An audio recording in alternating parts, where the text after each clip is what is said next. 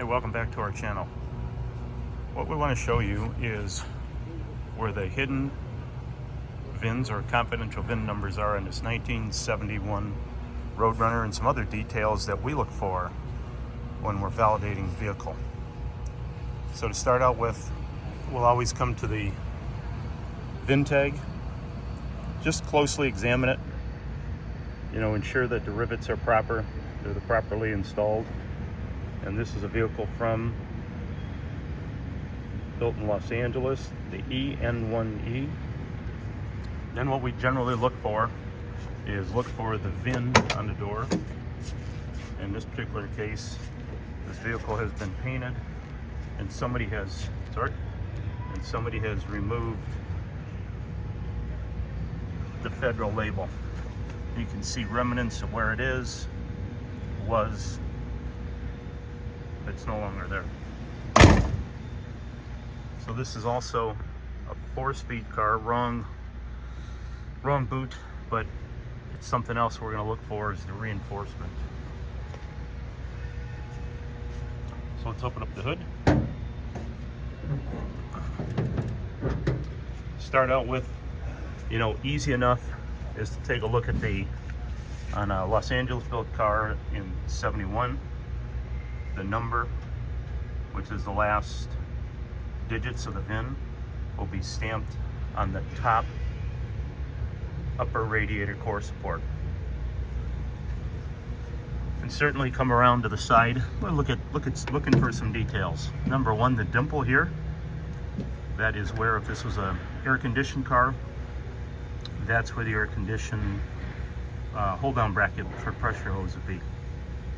Then we're going to check out the VIN N1E106607 and just confirm again.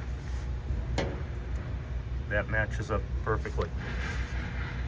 Then we're going to go up to the secondary number,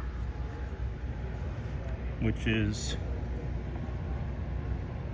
right there, right next to the cowl screen. And depending on the plant that the vehicle was built at, you will see some variance in that number and where it is stamped. Typically in 71, if you look at Windsor built cars, the number is closer to the front of this upper cowl area. Another number that we're looking for at all times to compare it, and you heard me talk about it many times, is the dial-out stamp number.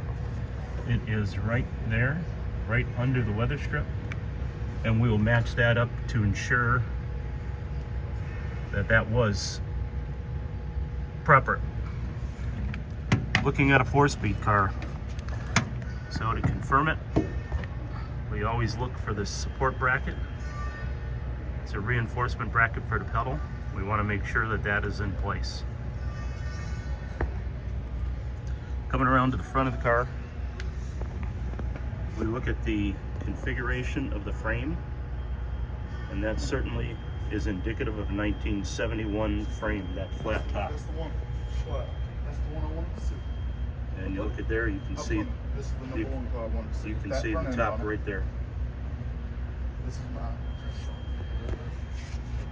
There's a dial-out stamp number right down below.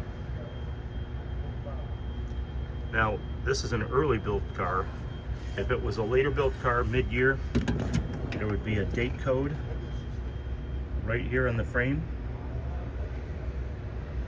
right on the edge. Since this is an earlier built car, obviously there is no date code.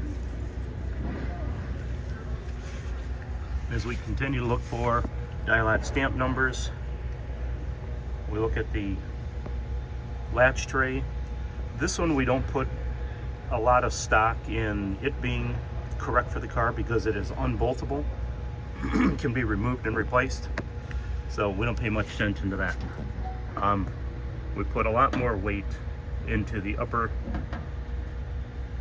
core support bracket. You can see that dial-out stamp number, and that certainly needs to match up with the other dial-out stamp numbers that we find from this production period from that plant. Going up to look at the firewall, one of the areas we look for always is the configuration of that upper cowl area. You'll always see at this production period, you're going to see dimples, and you just look and see how many dimples are actually there for this vehicle.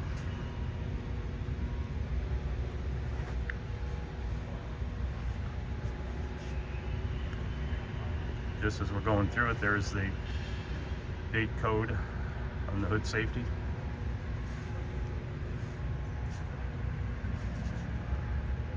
Looking at the hood, we don't see anything there. We'll look at the hood springs. They look fine, but in general, this is a number matching body vehicle.